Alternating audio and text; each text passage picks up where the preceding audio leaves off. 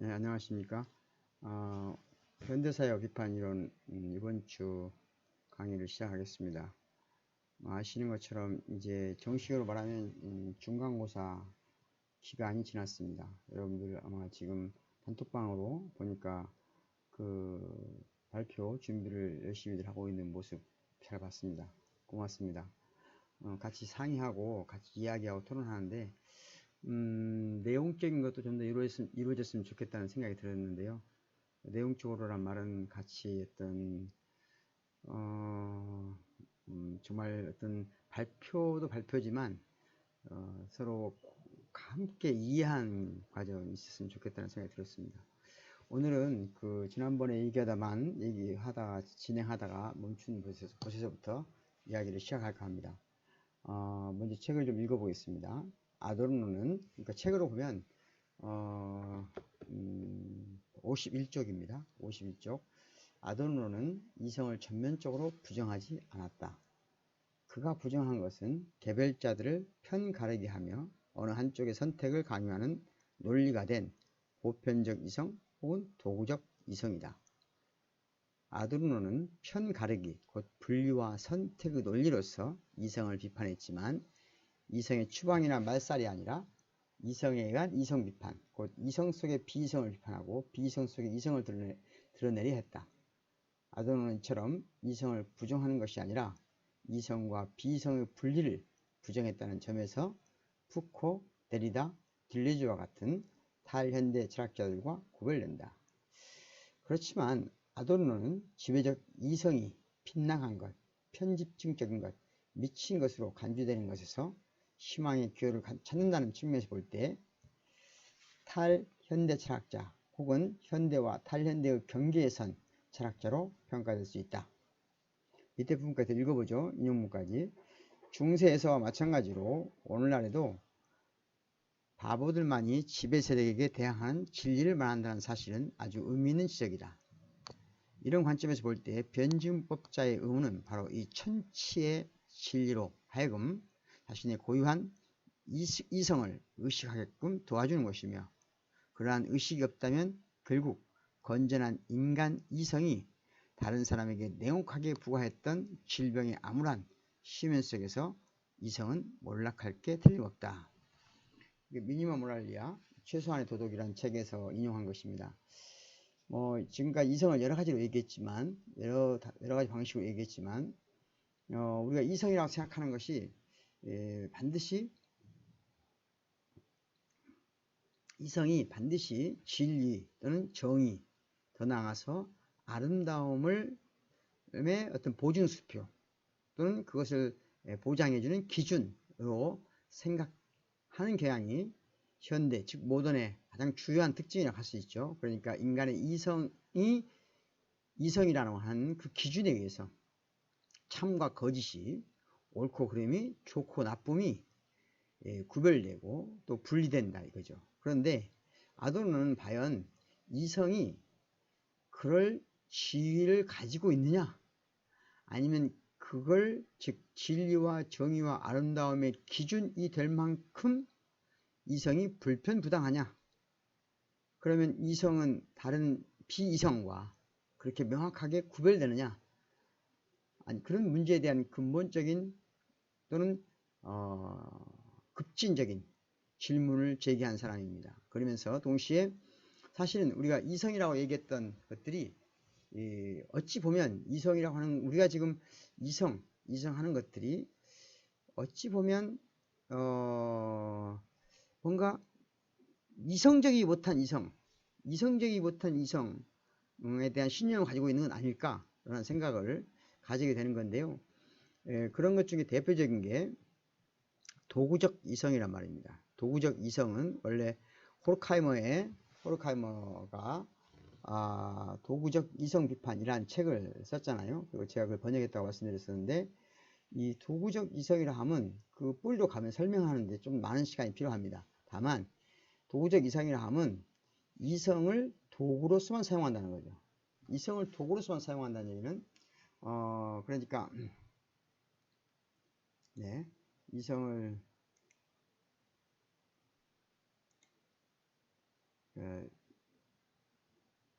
도구적 이성.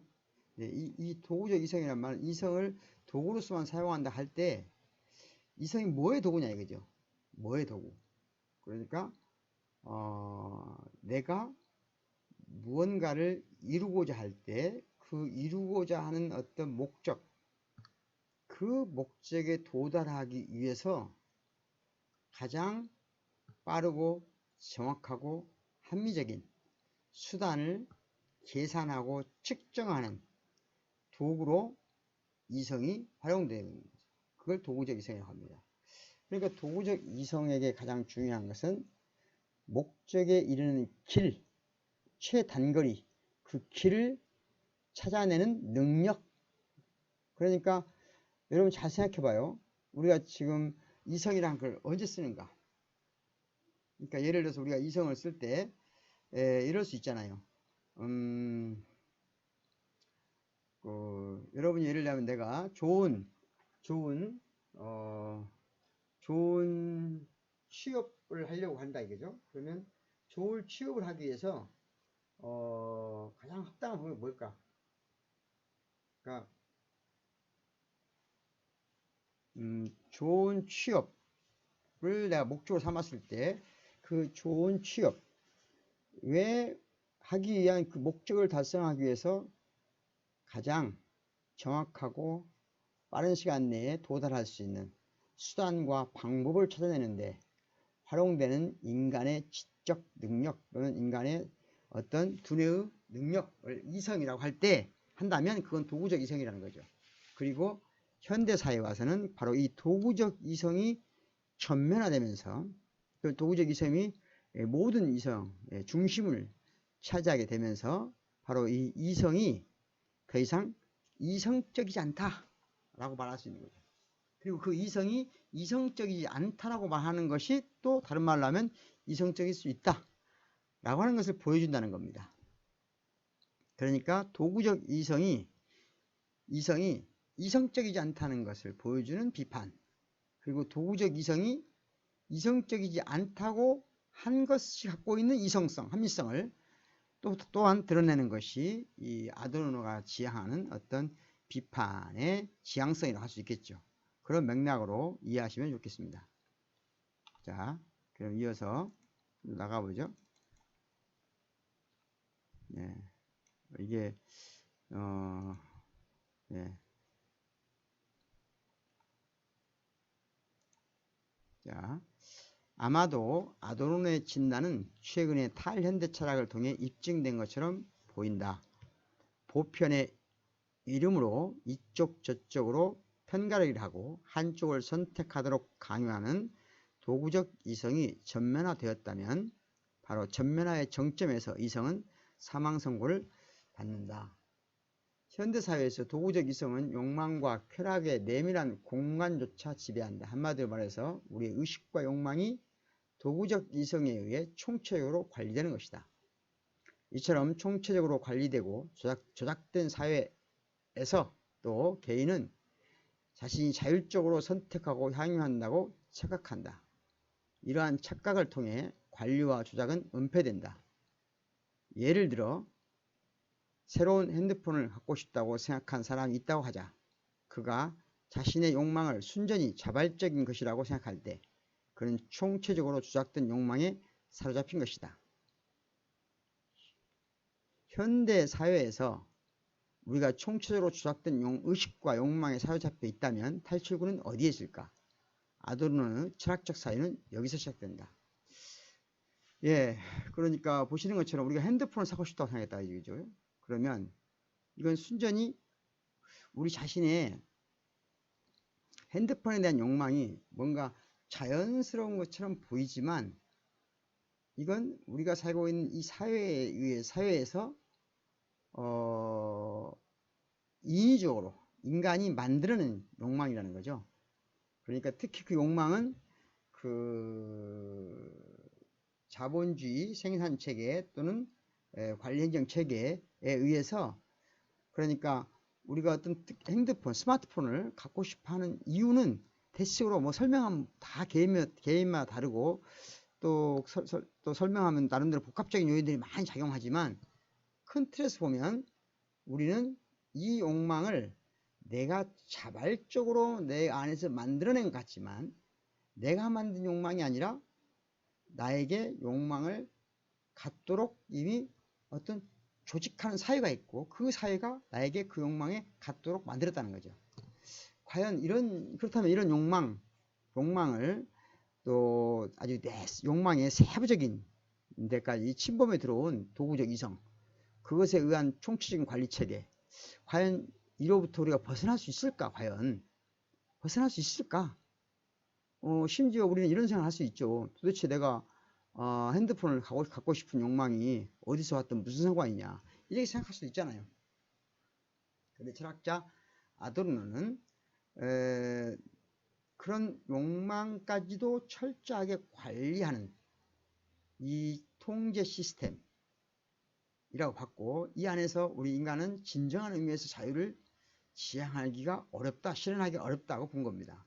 그런 의미에서 좀 더 읽어보기로 하죠. 아도르노는 나치 정권에서 유대인이라는 단 하나의 이유, 곧 다르다는 이유로 가해진 폭력에 의해서 추방되고 상처받았지만 그는 결코 또 다른 같음의 공동체를 통해 위안받으려 하지 않은 철학자였다. 더구나 그는 고통과 상처를 거짓 화해를 통해 망각하는 것에 저항했으며 오히려 고통을 고통으로 표현하는 것에서 희망을 찾았다.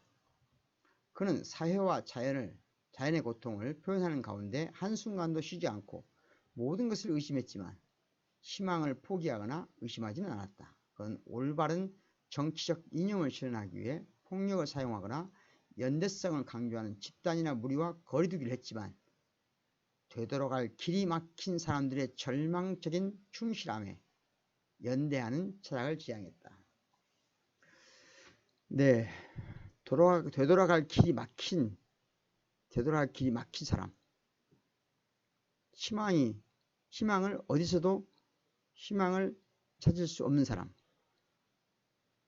그런 조건 하에서 살아갈 수밖에 없었던 철학자 아도르노는 특히 이제 나치라고 하는 민족 공동체,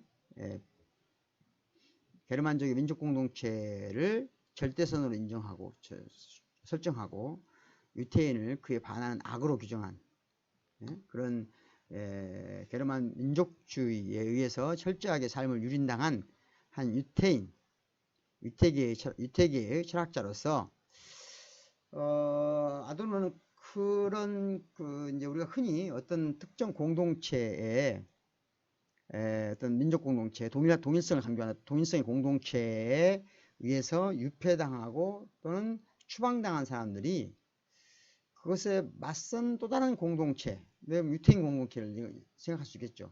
유태인 공동체에서 뭔가 위안을 찾거나 희망을 찾을 수도 있었지만 아도르노는 그런 것을 지향한, 즉 특정 민족 공동체라든가 그런 데서 희망을 갖거나 그런 것보다는 그런 공동체가, 그런 동일성의 공동체가 얼마나 폭력적인가 하는 것을 밝혀내는, 어찌 보면 세계 시민적 관점에서 철학을 했다, 이렇게 말할 수 있을 것 같아요.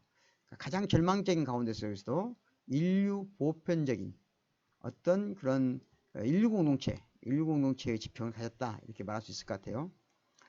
예, 좀 더 읽어보겠습니다. 아도르노의 철학을 간략하게 설명하는 시도는 실패할 수밖에 없다.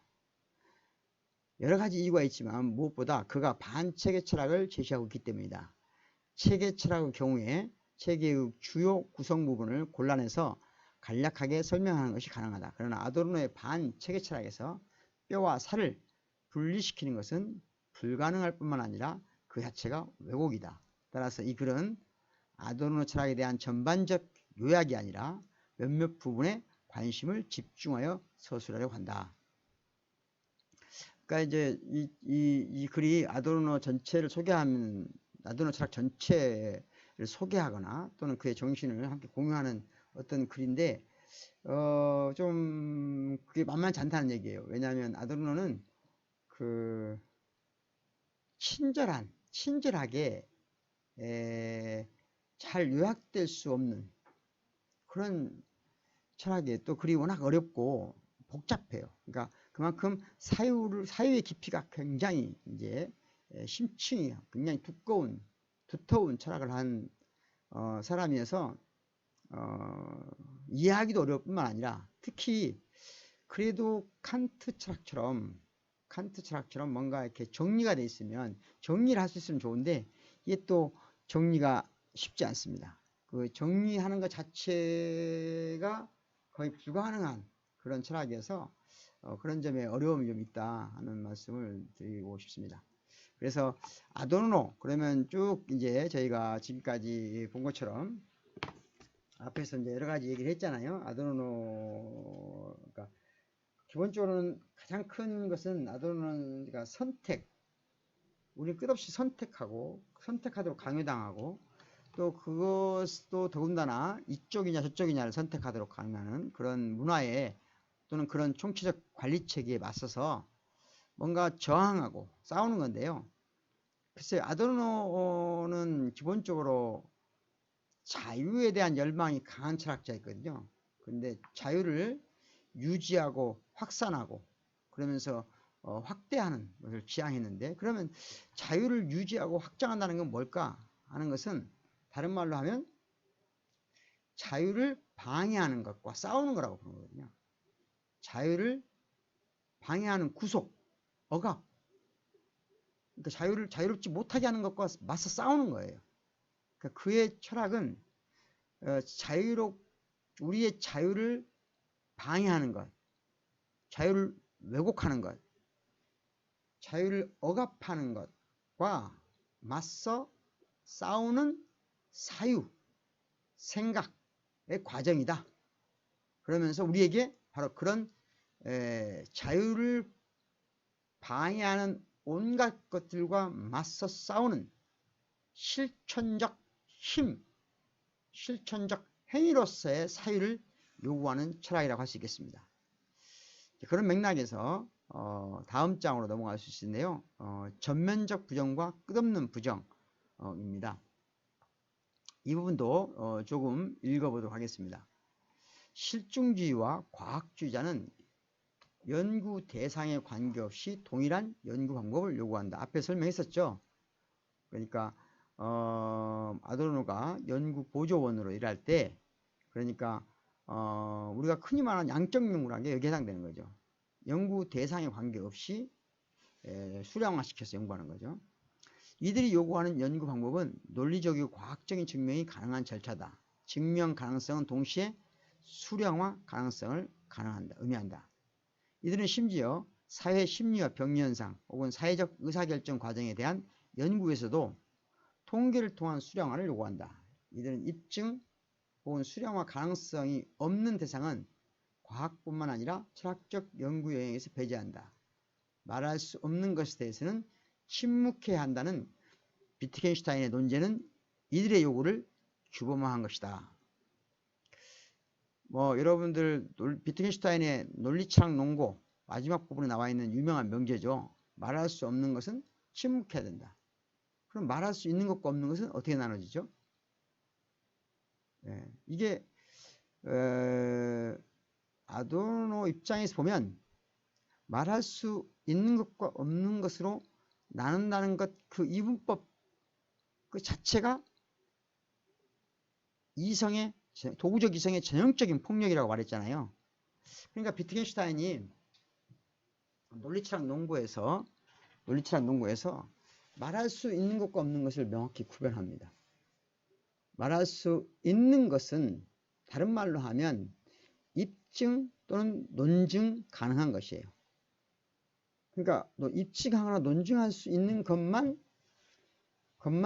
학문적 가치가 있는 말로 인정하는 거죠. 물론 비트겐슈타인은 다음에 이제 그 후기 철학적 탐구에 오면 이 입장을 전면 수정한다고 말할 수 있습니다. 어쨌든 아도르노 입장에서는 말할 수 없는 것에 대해 침묵해야 된다는 이런 그 연구 방법 또는 명령 이런 것 자체에 대해서 근본적인 문제를 제기하고 있습니다. 아도르노는 실증주의와 과학주의에 맞서 철학의 본질적 욕구가 표현 불가능한 것을 표현하는 의지에 있다고 말한다. 철학이 말해질 수 없는 것을 말하려고 하는 노력이라면 철학의 노력은 바로 이러한 점 때문에 실망하기를 거듭하면서 영원히 계속된다. 억압된 욕구는 강해지고 왜곡될 뿐이지 제거될 수 없는 것처럼 현대사회에서 과학주의와 실증주의에 의해 억압된 철학의 욕구도 강해지거나 왜곡되는 경우가 많다. 예를 들어 입증 혹은 수량화할 수 없는 것을 신비화하거나 실체화함으로써 직접 표현하는 것이다. 이처럼 어떤 사유나 사상의 매개도 없이 표현 불가능한 것의 직접적 표현은 현실 문제를 해결하는 마술적 기호로 등장한다. 아도르노는 이러한 방식으로 실증주의를 비판하는 것에 반대한다. 오히려 그의 연구의 대상에 맞게 사유와 표현의 방식을 바꾸는 학문, 곧 변증법을 선택한다. 이게 무슨 말이냐면요. 그러니까 우리가 실증주의, 과학주의, 그러면 말할 수 있는 것, 입증 가능한 것, 그것을 말하는 거죠. 그것은 곧 다른 말로 하면 수량화 가능한 건데, 사실은 철학은 그렇게 말할 수 있는 것이라면 이 말 됐겠죠. 말 되고 있겠죠. 그리고 여러분 생각해봐요. 내가 뭔가 말을 할 수 있어. 내가 말을 할 수 있다는 것은 이미 의지를 표명할 수 있다는 거잖아요. 명확하게.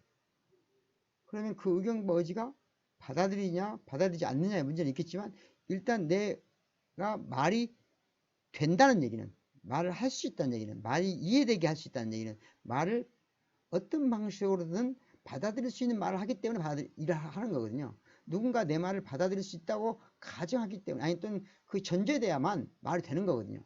제가 예를 들면 지금 말하고 있는 내용은 여러분이 직접 예를 들자면 어떤 부분적으로 이해할 수 없을 수도 있어요. 그러나 부분적으로 어떤 개인이 이해할 수 없다고는 하지만 많은 사람들에서 이해될 수 있기 때문에 말을 하는 거거든요. 근데 여러분 가끔 이런 생각할 때 있어요. 내가 도저히 뭔가 하고 싶은 말은 있는데 어떻게 말을 안 돼요. 하고 싶은 말은 있는데 말을 안 돼. 바로 그 지점. 해야 될 말이 있고 하고 싶은 말이 있는데 말이 안 돼. 바로 그것을 말이 안 되는, 하고 싶은데 해야만 하는데 안 되는 말을 찾아가는 과정이 철학이다. 이렇게 아도르노는 말하고 있습니다. 잠깐만 미안합니다. 여러분 전화가 와서 제가 전화 소리를 껐습니다. 미안합니다. 그래서 그렇다면 이게 말할 수 없는 게 뭐냐?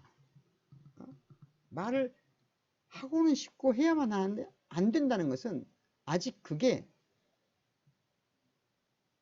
이해 불가능한 영역, 이해받을 수 없는 영역이 있다는 거거든요.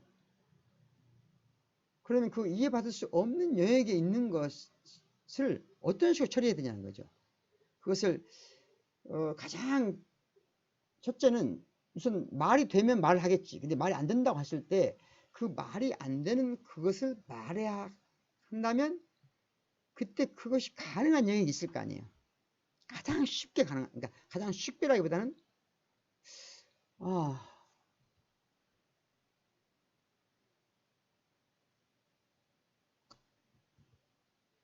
뭔가 도저히 말로는 표현할 수 없는데 분명히 말해야 되는 게 있어요. 그러면 그걸 말로는 안 돼. 철학자는 말을 하려고 하죠. 저처럼 우리 철학자뿐만 아니라 이론하는 사람은 말을 하려고 노력하죠. 그 과정에서 하는 게 질적 연구고 인문학이나 철학적 연구도 바로 그런 데 시작하는 건데요.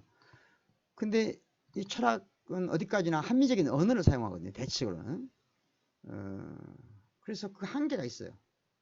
말을 해야만 하지만, 말을 하고 싶지만 할 수 없는 것을 한다는 것은 그에 합당한 말을 찾기까지, 그 개념을 찾기까지, 표현을 찾기까지, 그런 구성을 찾기까지가 굉장히 어려운 과정이겠죠. 그런데 그 철학보다도 그런데 더 예민하게 반응하는, 그런 것이 있다면 그건 예술이라고 할 수 있겠죠. 아도르노는 그 철학 이전에 예술이 그런 역할을 할 수 있다는 것을 인정하고 그런 맥락에서 예술에 관심을 깊이 갖습니다. 다만 그것을 말할 수 없다거나 없다는 단 하나의 이유만으로 그것을 신비화하거나 또는 실체화하는 모든 시도에는 반대해요. 그러니까 어떤 그게 뭐 여러 가지 방식이 있겠죠. 여러 가지 방식, 전통적인 방식으로 보면 형이상학적인 어떤 또는 신화적인 어떤 방식으로 해결하는 방식이 있겠죠. 아도르노는 그런 모든 시도에 반대한다. 아도르노는 말할 수 없는 것을 또는 말할 수 없는 것을 말하려는 그 욕구, 그걸 욕구로 가득 찬 학문을 철학 그리고 예술로 인정하고 바로 그 예술을 통해서 철학을 통해서 말할 수 없는 것들이 또는 말할 수 없도록 억압된 것들이 말이 되는 또는 말 되도록 하는 그것을 지향했다고 말할 수 있겠습니다. 그래서 그 방법으로 아도르노가 지향한 방법론은 그러니까 실증주의나 과학주의에 반대했다고 해서 곧바로 그것에 반대되는 비합리주의로 넘어간 것이 아니라 합리주의의 비합리성, 비합리성의 합리성을 찾아가는 변증법이라는 방법론을 선택했다. 이렇게 말할 수 있겠습니다. 그리고 이제 변증법에 대한 설명이 좀 필요하겠잖아요. 그러겠죠? 이 다음은 다음 시간에 그러니까 목요일날 변증법에 대한 부분을 같이 읽으면서 이야기를 나누도록 하겠습니다. 오늘 장시간 수고하셨습니다.